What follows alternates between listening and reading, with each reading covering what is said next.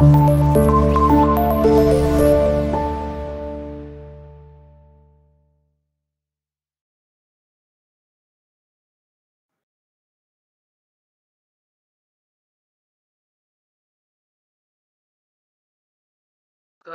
विद्यार्थी मित्रांनो, आज आपण इयत्ता 8वी विषय गणित याची उजळणी घेणार आहोत। यात आपण 4 प्रकरणांचा समावेश केलेला आहे। Rational, irrational number, parallel lines, transversal, cube, cube root, altitude आणि मीडियन या 4 प्रकरणाची उजळणी करत असताना सर्व विद्यार्थ्यांना विनंती आहे की आपण या व्हिडिओ समोर पाहत असताना आपल्या समोर वही आणि पेन या 2 गोष्टी आवश्यक आहेत। याकरता आवश्यक आहेत की काही गणित आपण जी दाखवणार आहोत याची नोंद घ्यायची आहे आणि त्याप्रमाणे ती उदाहरणं आपल्या वहीमध्ये व्यवस्थितरित्या लिहून घ्यायची आहेत आणि सोडवायची आहेत। हे लेक्चर घेण्यामागचा मूळ उद्देश म्हणजे विद्यार्थ्यांना गणिताचा पेपर लिहित असताना काही अडचणी येतात किंवा तो पेपर कसा सोडवला पाहिजे याच्यासाठी काही उदाहरणं आणि त्या उदाहरणाचे स्पष्टीकरण कशा पद्धतीने असलं पाहिजे यासाठी आपण पाहणार आहोत। सर्व विद्यार्थ्यांना विनंती आहे की ही आपला व्हिडिओ पाहिल्यानंतर चॅनलला जरूर सबस्क्राइब करा आणि ही माहिती इतर विद्यार्थ्यांपर्यंत जास्तीत जास्त पोहोचवा।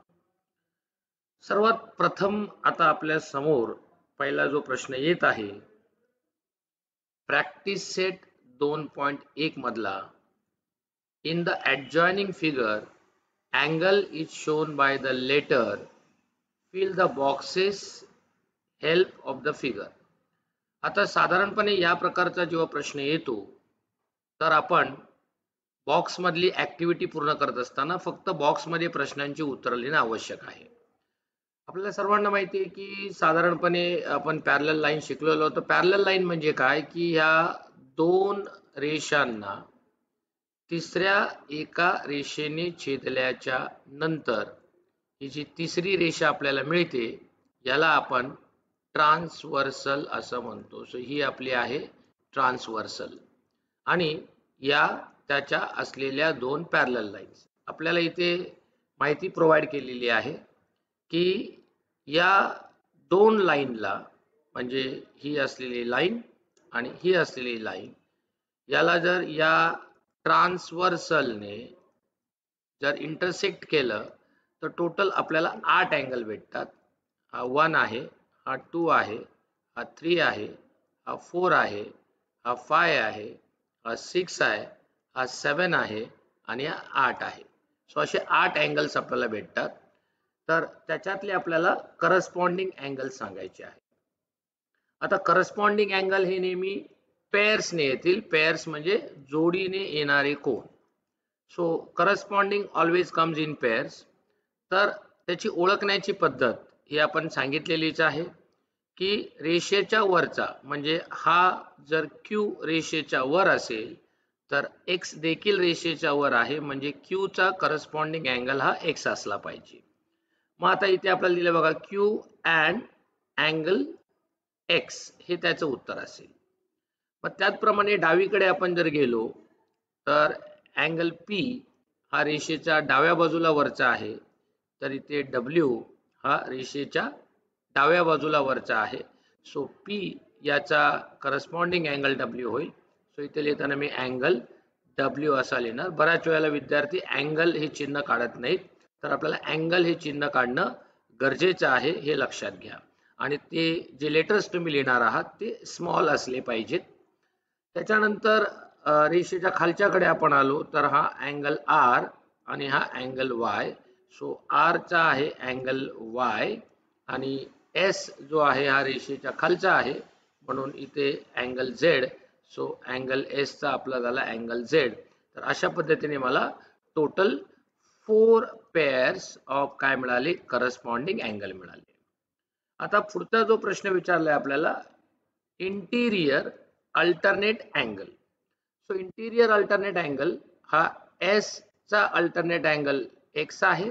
सो एस चा एक्स आहे आणि डब्ल्यू याचा तो आर आहे. सो आर आहे. तर ही ओळखण्याची पद्धत म्हणजे झेड चं चिन्ह आपण लक्षात ठेवलं, हे झेड चं चिन्ह लक्षात ठेवलं तर हा आणि हा अँगल आपल्याला जो मिळतो तो इंटिरियर अल्टरनेट अँगल आपला असेल. हा झाला आपला पहिला प्रश्न. आता आपण विद्यार्थी मित्रांनो दुसरा प्रश्नाकडे जाणार आहोत. प्रश्न आहे, कंपेअर द फॉलोइंग नंबर्स. म्हणजे आपल्याला दोन संख्यांची तुलना करायची आहे. सामान्यपणे कोणत्याही दोन नंबरची आपण तुलना जेव्हा करतो तर आपल्याला ही गोष्ट माहिती असणं गरजेची आहे. समजा ही दिलेली तुम्हाला नंबर लाईन आहे. तर आता आपण कंपेअर द फॉलोइंग नंबर्स या दोन दिलेल्या संख्या आहेत. या दोन दिलेल्या नंबर्स मधले आपल्याला लहान आणि मोठी संख्या ओळखायची आहे. आपण नंबर लाईन कडे येऊया. ही एक नंबर लाईन काढली आहे. या नंबर लाईनच्या सेंटरला 0 आहे. राईट साइडला सर्व आपण पॉझिटिव्ह नंबर लिहितो आणि लेफ्ट साइडला आपण निगेटिव्ह नंबर लिहित असतो. जर राईट साइडला तुम्ही गेला तर 0 पासून राईट साइडला गेला तर सर्व नंबर पॉझिटिव्ह असतात आणि 0 पासून डावीकडे गेला तर नंबर काय असतात, निगेटिव्ह असतात.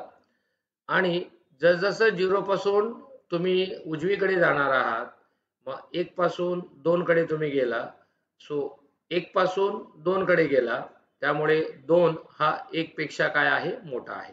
सो 2 इज ग्रेटर दॅन 1 जर उजवीकडे गेला तर. डावीकडे आपण जेव्हा जातो तर पहिला -1 येतो आणि नंतर -2 येतो. त्यामुळे -1 हा -2 पेक्षा मोठा असतो. त्यामुळे पॉझिटिव्ह नंबर मध्ये जो मोठा नंबर आहे that is a big number आणि जो छोटा आहे तो काय असतो, छोटा असतो. परंतु निगेटिव्ह मध्ये जो छोटा नंबर असतो तो बिग असतो आणि जो छोटा असतो तो आपला स्मॉल, जो मोठा असतो तो छोटा असतो. कारण की आपण डावीकडे जात असताना आपण शून्यापासून जेवढे जेवढे दूर जाणार तेवढी ती संख्या लहान होत जाते. सो मग आता इथे आपण -7 आणि -2, -3, -2 अशी काही उदाहरणं घेऊ आणि -1 आणि -5 आपण घेऊ. तर शून्यापासून जर आपण सुरुवात केली तर पहिला -1 येईल, म्हणून -1 हा -5 पेक्षा मोठा आहे. आणि परत शून्यापासून आपण सुरुवात केली तर 2 आणि 3, तर 2 पहिला येणार आहे, त्यामुळे -2 हा मोठा आहे आणि -3 छोटा आहे. आणि त्याचप्रमाणे पुढे पुढे गेलो तर -2 हा मोठा आहे आणि -7 लहान आहे.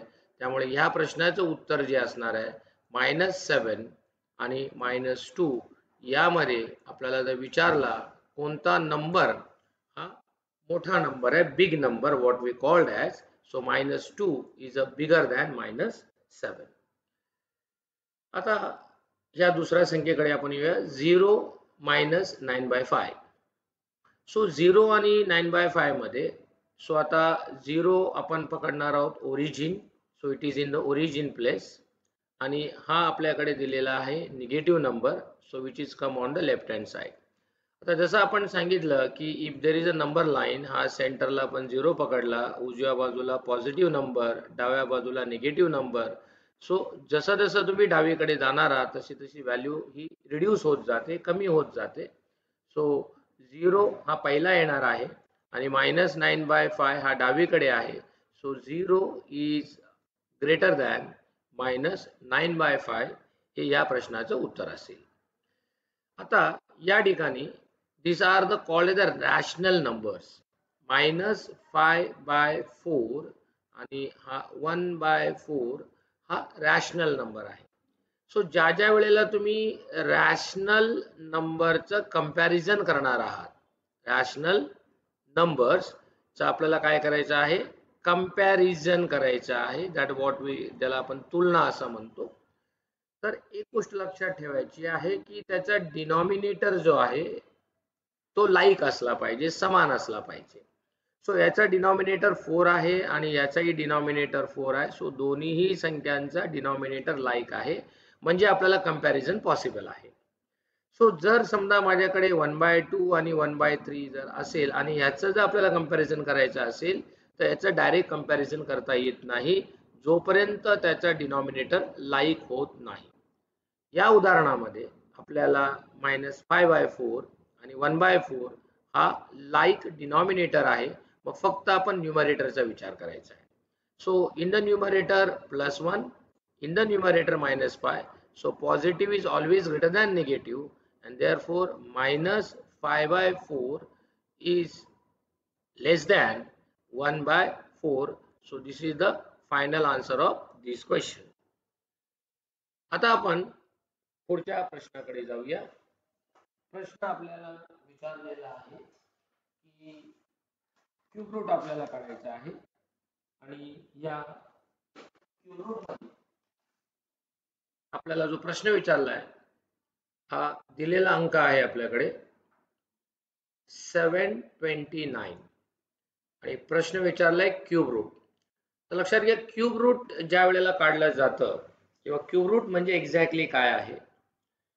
ज्या वेळेला आपण a⁴m/n या स्वरूपात कोणतीही संख्या लिहितो तर या n ला आपण रूट असं म्हणतो आणि हा जो m आहे त्याला आपण काय म्हणतोय पॉवर असं म्हणतोय. आणि याचा मला क्यूब रूट काढायचा आहे. तर क्यूब रूट हे आपल्याला ज्या वेळेला रॅडिकल फॉर्म मध्ये लिहिणार आहोत. सो हा a नंबर जर मी इथे लिहिला तर या ठिकाणी येणारी जी संख्या आहे त्याला आपण म्हणतो what is called the radical. याला आपण म्हणणार रॅडिकल आणि इथे कमीत कमी रॅडिकल काय आहे म्हणजे तर 2 आहे म्हणून त्याला आपण म्हणतो स्क्वेअर आणि त्याचा तो रूट झाला. सो रूट हा इथे सापडणार तुम्हाला. मग आता हा प्रश्न मला सोडवायचा कसा आहे. तर हा जर मी गणिताच्या सिम्बॉलिक फॉर्म मध्ये आलो तर काय विचारलंय 729 चा मला क्यूब रूट काढायचा आहे.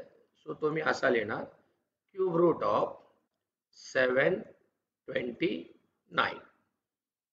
एक गोष्ट लक्षात घ्यायची क्यूब रूट जेव्हा तुम्ही लिहिणार आहात तेव्हा हा 3 अंक आहे तो या भागात बरोबर छोटा अंकात लिहायचा आहे आणि 729 मधले जे रूटचे साइन आहे ते संपूर्ण पुढेपर्यंत न्यायचं आहे. आता आपण 729 या संख्येचे फॅक्टर्स पाडणार आहोत. सो 729 चे फॅक्टर्स पाडले तर युनिट प्लेसला आपल्याला दिलाय 3. सो याला 3 ने डिव्हिजन दिला आपण तर हा झाला 3 2 जा 6, 1 कॅरी फॉरवर्ड, 3 4 जा 12 and then 3 divided by 9, 3 3 जा 9. Again unit place ला 3 आहे so we will divide by 3 again. So 3 8 जा 24 and 3 1 जा 3. परत 8 plus 1 याची sum of the digit is multiple of 9, therefore number is divisible by 3 म्हणून याला मी 3 ने डिवाइड करणार. 2 3 2 जा 6 and 2 carry forward and it is 2 7 जा 3 7 जा 21. आता परत युनिट प्लेस मध्ये 7 आहे 7 आणि 2 यांची बेरीज 9 होते म्हणजे याला 3 ने भाग जाईल. 3 9 जा 27 आणि 9 चे परत फॅक्टर पाडले आपण प्राइम फॅक्टर तर 3 3 जा 9 आणि 3 1 जा 3. सो आता मला 729 चे प्राइम फॅक्टर मिळाले. सो आता मी याचा ग्रुप करणार 3 3 चा. इथे रूट तुमचा 3 आहे तो 3 चा ग्रुप करणार. सो आता इथे किती संख्या दिसेल मला 1 2 3 1 2 3 म्हणजे एकूण आता इथे संख्या आपल्याकडे झालेल्या आहेत 3⁶ या स्वरूपात. आता याला 3⁶1/3 या स्वरूपात लिहिणार मी. मग आता हे जे 6 आहे याला आपण न्यूमरेटर मध्ये मल्टिप्लाय करणार. 6 हा 6 आणि 1 चं मल्टिप्लिकेशन केलं तर हा 6/3 आला and that is 3 square कारण की 3 ने 6 ला डिवाइड केलं so which is equal to 9 and therefore my answer is cube root of 729 is equal to 9 आलेले आहे. या ज्या काही आपण सांगितलेल्या गोष्टी आहेत, या अशा अनेक संख्यांचं तुम्हाला क्यूब रूट काढायचा असेल तर आपल्याला त्याचे प्राइम फॅक्टर्स पाडायचे आहेत आणि प्राइम फॅक्टर्स पडून नंतरच त्याचं क्लासिफिकेशन करायचं आहे. आता एक निगेटिव्ह नंबर आपल्या समोर आहे. या निगेटिव्ह नंबरचं क्यूब रूट कसं काढणार? तर जसं आता आपण पाहिलं की क्यूब रूट म्हणजे मला मी रूट साइन मध्ये 3 लिहिणार आहे and this is minus 2744. आता हा -2744 जो आहे याचे आपल्याला क्यूब रूट काढायचे आहे, म्हणून आपण सर्वप्रथम याच्यातला निगेटिव्ह साइन इग्नोर करणार आणि त्याचे प्राइम फॅक्टर पाडणार 2744 चे. सो ॲट युनिट प्लेस जर आपण बघितलं तर तिथे 4 आहे, सो याला 2 ने आपण डिवाइड करू शकतो. सो 2 ने डिवाइड केलं तर 2 1 जा 2, 2 3 जा 6, 1 कॅरी फॉरवर्ड, 2 7 जा 14 and 2 2 जा 4. म्हणजे 2 ने डिवाइड केल्यानंतर इथे आले 21372. आता पुन्हा युनिट प्लेसला 2 आहे म्हणून मी इथे पुन्हा 2 ने डिवाइड करणार आणि 2 ने डिवाइड केलं तर 2 6 जा 12, 1 कॅरी फॉरवर्ड, 2 8 जा 16 and परत एक आपण इथे कॅरी फॉरवर्ड इथे केला तर 2 6 जा इथे 12 आला. परत युनिट प्लेसला 6 आहे म्हणजे मी याला 2 ने डिवाइड करणार, 2 3 जा 6, 2 4 जा 8 and 2 3 जा 6. आता इथे आलेली संख्या 343 आहे. सो आता इथे युनिट प्लेस मध्ये असलेला नंबर हा 3 आहे, म्हणून या संख्येला 2 ने भाग जाणार नाही. मग 2 च्या नंतरची असलेली पुढची प्राइम नंबर 5 आहे.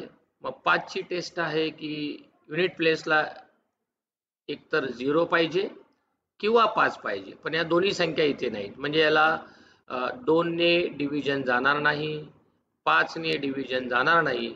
So next prime number is the 7. मग आता आपण याला 7 ने काय करणार? डिवाइड करणार. सो आता याला मी 7 ने डिवाइड करतो. 7 ने डिवाइड केल्यानंतर 7 4 जा 28 आणि पुढे आपण त्याला फर्दर डिवाइड केलं तर 7 9 जा 63. नाव अगेन युनिट प्लेस मध्ये 9 आहे, 49 आहे, म्हणजे याला 7 ने डिवाइड करणार, 7 7 जा 49 and 7 1 जा 7. मग आता इथे माझ्याकडे बघा, इथे डिव्हिजन माझं कंप्लीट झालंय. सो आय गेट 2 ग्रुप भेटले मला. सो इथे 3 जर असेल रूट तर तुम्हाला 3 चा ग्रुप करायचा आहे. सो मी आता ही संख्या कशी लिहिणार बघा, -2 7 4 4 रेज टू 1/3. आता हा -2744 आहे, तर याला मी हा मायनस साइन हा असा इथे ठेवला आणि 2 raise to 3 into 7 raised to 3 raised to 1/3. So which is equal to, जेव्हा दोन वेगवेगळे नंबर्स असतील बेस आणि त्याचा एक्सपोनेन्शियल फॅक्टर कॉमन असतो तेव्हा त्याचं आपण डायरेक्ट मल्टिप्लिकेशन करू शकतो. 2 into 7 is 14 आणि या दोघांची पॉवर सेम आहे म्हणून मी ते कॉमन घेतली आणि रेज टू हा आला 1/3. सो हा 3 आणि हा 3 कॅन्सल झाला and we get -14 is the cube root of -2744. So माझा आता फायनल आन्सर असणार आहे इथे cube root of -2744 is equal to -14. तर अशा पद्धतीने विद्यार्थी मित्रांनो, आपल्याला कोणतेही न्यूमेरिकल्स जेव्हा क्यूब रूट सोडवणार आहात तर त्याचा 2-3 वेळा नक्की सराव करा. पुढच्या प्रश्नाकडे आपण जाऊया. Show the following numbers on a number line. हा नेहमी विचारला जाणारा प्रश्न आहे नंबर लाईन वरचा.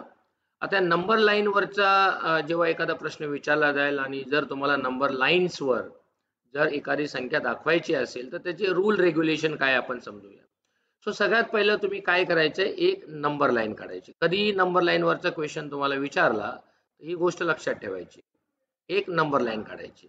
आता नंबर लाईनला तुम्ही काय करणार आहात, तर सेंटरला 0 असेल, त्याच्यानंतर राईट साईडला पॉझिटिव्ह नंबर असतील. सो मी इथे सगळे पॉझिटिव्ह नंबर लिहितो, 1 2 आणि 3. लेफ्ट साईडला माझ्याकडे काय असणार आहे, negative number. So -1 then followed by -2 and then followed by -3. आता तुम्हाला काय करायचं, you have to see the denominator. So denominator मध्ये मला किती दिसत आहेत, एव्हरीवेअर देर इज अ 2, म्हणजे प्रत्येक ठिकाणी डिनॉमिनेटरला काय आहे, 2 आहे. सो याचा अर्थ काय करायचे, किती भाग तुम्हाला करायचे. So what we called as how many parts, how many parts you have to do for it. So इथे किती आहेत, 2. तर इथे तुम्हाला प्रत्येक संख्येचे 2 भाग करायचे. का इथे दिले 2, समजा या ठिकाणी 3 असतं तर मी 3 भाग केले असते, 4 असते ते 4 भाग केले असते. सो इथे माझ्याकडे 2 दिलेत. सो मी आता त्याचे 2 भाग करणार आहे. सो 0 हा झाला 1 पार्ट, हा झाला दुसरा पार्ट. हा झाला 1 पार्ट, जरा मी डार्क करतो त्याला म्हणजे लक्षात येईल आपल्या. हा हा 1 पार्ट, हा सेकंड ऑलरेडी 1 मध्ये आहे. हा 1 पार्ट हा इकडे आहे. हा 1 पार्ट हा इथे तुमचा सेकंड इथे आलेला आहे. डावीकडे येऊया आपण. हा तुमचा 1 पार्ट आणि हा तुमचा -1. हा 1 पार्ट -2, 1 पार्ट आणि असलेला -3. सो इथे मी प्रत्येक ठिकाणी किती भाग केले, 2, because in the denominator I have a 2. आता हे 2 भाग केल्यानंतर आता आपल्याला संख्याचं लोकेशन दाखवायचं आहे. सो आता ही संख्या कुठल्या साईडला आहे, तर पॉझिटिव्ह साईडला आहे. सो तुम्हाला आता पॉझिटिव्ह साईडला म्हणजे उजव्या बाजूला द्यायचं आहे. आणि काय नंबर शो करतो, 3. सो राईट साईडला 3 प्लेसला द्यायचे. सो राईट साईडला बघा, ही इथून सुरुवात करणार, प्लेस 1, प्लेस 2, प्लेस 3. बघा, प्लेस 1 0 पासून मी स्टार्ट केलंय, place 1, place 2, place 3. So this is my 3/2. आता पुढचा विचारलंय 5/2. मग आता 5/2 परत 0 पासून स्टार्ट करायचं. 1 2 3 4 5. सो बघा ही 5वी प्लेस आली. कुठून काउंट केले बघा, 1 2 3 4, इथून 0, 1 2 3 4 and 5. So therefore it is 5/2. He positive होती म्हणून दोन्ही या पॉझिटिव्ह कडे दाखवलेत. आता निगेटिव्ह कडे येऊया. निगेटिव्ह म्हणजे तुम्हाला डाव्या बाजूला जायचे.